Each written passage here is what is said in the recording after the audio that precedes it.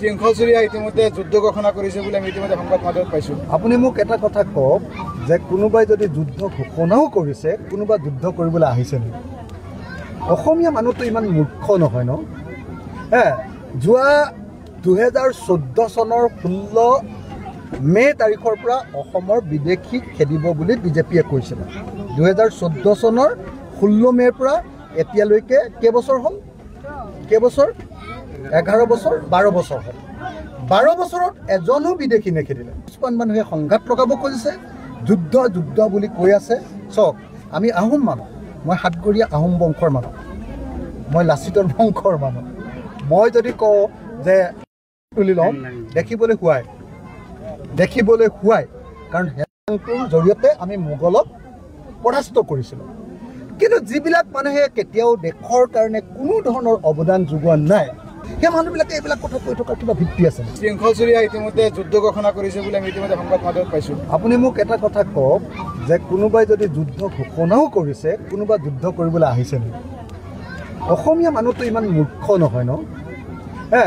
যোৱা 2014 চনৰ 16 মে তাৰিখৰ পৰা অসমৰ বিদেশীক খেদিব বুলি বিজেপিয়ে কৈছিলে। 2014 চনৰ 16 মেৰ পৰা এতিয়ালৈকে কেইবছৰ হ'ল? 11 বছৰ 12 বছৰ হ'ল। 12 বছৰত এজনো বিদেশী নেখেদিলে। কিছুমান মানুহে সংঘাত লগাব খুজিছে, যুদ্ধ যুদ্ধ বুলি কৈ আছে। চাওক, আমি আহোম মানুহ, মই সাতগৰীয়া আহোম বংশৰ মানুহ, মই লাচিতৰ বংশৰ মানুহ। মই যদি কওঁ যে তুলি ল'ম, দেখিবলৈ শুৱাই, কাৰণ হেংটোৰ জৰিয়তে আমি মোগলক পৰাস্ত কৰিছিলোঁ। কিন্তু যিবিলাক মানুহে কেতিয়াও দেশৰ কাৰণে কোনো ধৰণৰ অৱদান যোগোৱা নাই, সেই মানুহবিলাকে এইবিলাক কথা কৈ থকাৰ কিবা ভিত্তি আছে। শৃংখল চুৰিয়া ইতিমধ্যে যুদ্ধ ঘোষণা কৰিছে বুলি আমি ইতিমধ্যে সংবাদ মাধ্যমত পাইছোঁ। আপুনি মোক এটা কথা কওক যে কোনোবাই যদি যুদ্ধ ঘোষণাও কৰিছে, কোনোবা যুদ্ধ কৰিবলৈ আহিছে নেকি? অসমীয়া মানুহটো ইমান মূৰ্খ নহয় ন? যোৱা 2014 চনৰ 16 মে তাৰিখৰ পৰা অসমৰ বিদেশীক খেদিব বুলি বিজেপিয়ে কৈছিলে। 2014 চনৰ 16 মেৰ পৰা এতিয়ালৈকে কেইবছৰ হ'ল?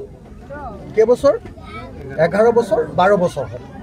12 বছৰত এজনো বিদেশী নেখেদিলে। কিছুমান মানুহে সংঘাত লগাব খুজিছে, যুদ্ধ যুদ্ধ বুলি কৈ আছে।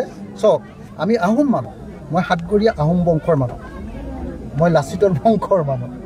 মই যদি কওঁ যে তুলি ল'ম, দেখিবলৈ শুৱাই, কাৰণ হেংটোৰ জৰিয়তে আমি মোগলক পৰাস্ত কৰিছিলোঁ।